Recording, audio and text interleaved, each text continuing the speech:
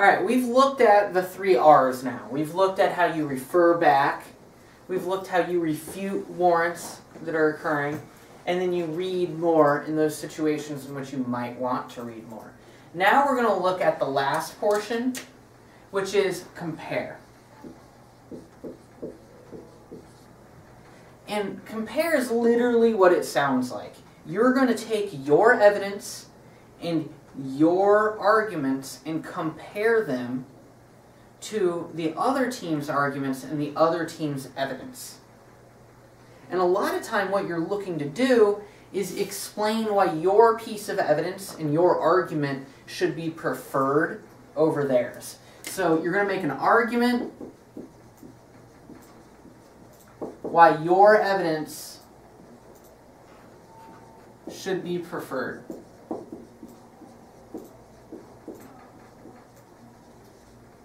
Okay? And so we're going to talk about some different typical arguments. Now this can be anything you make up on the fly as to why a piece of evidence should be preferred over another one. But the 6 ones we're going to talk about are the 6 ones that are kind of the go-to ones that are pretty much standard in debate that you should be making. The first one is, it's postdates. So there are issues that might be had as to why something postdates another piece of evidence and therefore is better than their piece of evidence. So in politics debates, oftentimes uniqueness evidence relies upon postdating because the political landscape changes every single day, every single hour. Senators, congresspeople are changing their votes for certain pieces of legislation because they've been persuaded by something. Or, for example, if you're having a nuclear war debate, a lot of the nuclear war doesn't cause extinction cards from the 80s. And you might have a piece of evidence that's from like 2012 that's like nuclear war causes extinction. And your evidence is newer. Well, you want to explain why, if your evidence is from 2012, it probably takes into account studies that the 1980s evidence cannot take into account. And therefore is better evidence because it has more knowledge to make an argument and make a claim.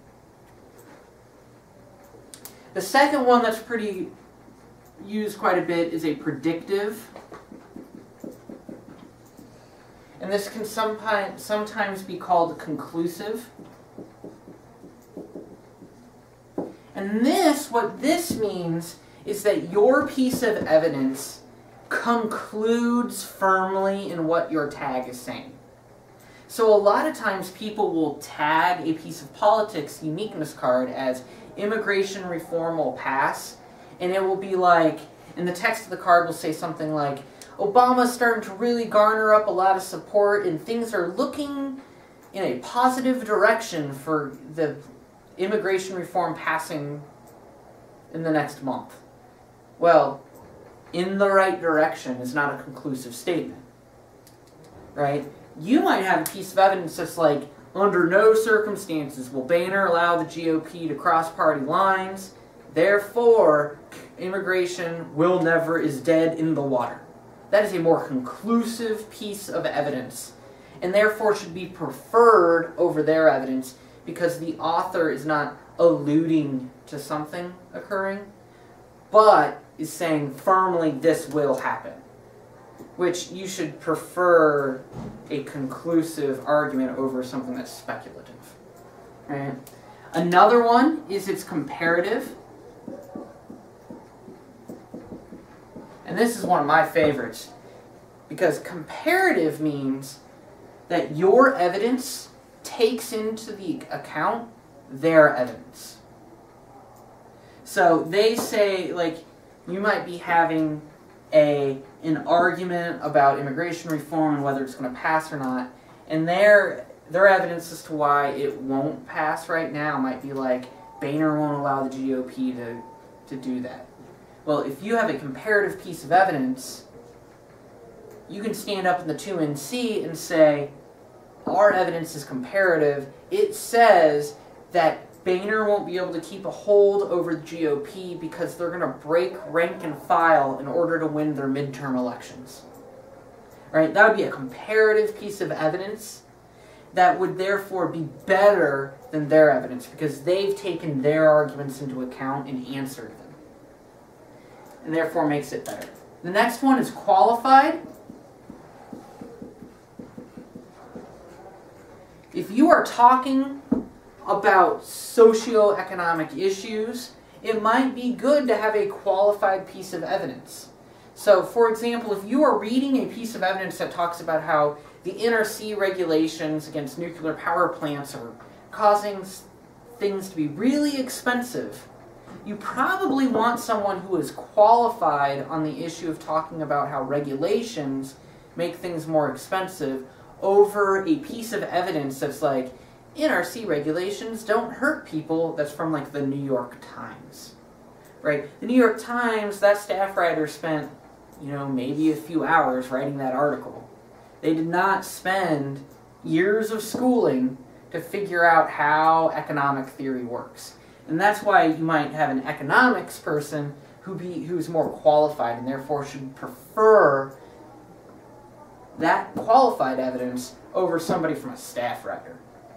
Right? And that could be a reason why you want to prefer a piece of evidence. Empirical is also a reason why your evidence might be better than someone else's. So the argument goes like this. If it has happened in the past, it's probably going to happen in the future. So their evidence might be speculative and might be like, water wars are guaranteed to happen.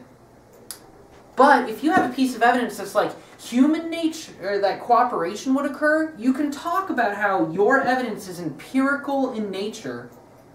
And because it's empirical, it probably is the best data to make assumptions on, i.e., they're probably going to cooperate again in the future. Right? If they've cooperated in the past, why wouldn't they cooperate again in the future? It's worked for them in the past. They're probably going to prevent water shortages by working together. Therefore, your evidence is preferable because it's empirical. Happened before. The statements you said are true. History has proven it. And then the last one are studies. This argument is just that your evidence is more comprehensive because it looked at studies to make their conclusion instead of just kind of thinking about it. Right? So when we read our evidence that says economic decline doesn't cause war, we're reading that Miller evidence. That Miller evidence says they've done cross-cultural and longitudinal studies that show that most of the time when economic declines occur, wars do not occur. Right? Wars are not caused by economic decline. And that answers a lot of these Kirpin pieces of evidence that are like hyperbole and saying things like economic decline causes nuclear war and WMD use. You can be like, no, that is a speculative piece of evidence. It does not take into account the studies that have been done which disprove that claim to be the case. Right? Studies are better because they're peer-reviewed, which means that lots of very smart people dealing in that field have looked it over and agreed that it is good research. And it has been published that way. So studies end up being a better form of evidence because of how rigorous the fact-checking is.